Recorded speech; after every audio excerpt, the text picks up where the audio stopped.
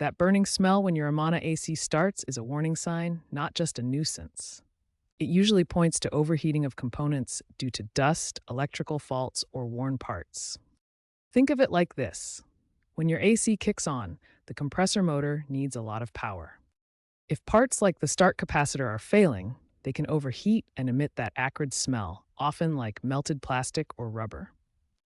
Dust buildup restricts airflow, causing motors to work harder and overheat.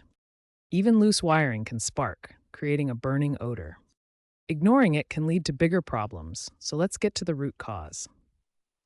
First, safety first. Always unplug the AC unit before inspecting it. Start with the easy stuff. Replace dirty air filters. Then, visually inspect the unit for excessive dust and clean the coils with a fin comb and coil cleaner. Next, check the start-run capacitor.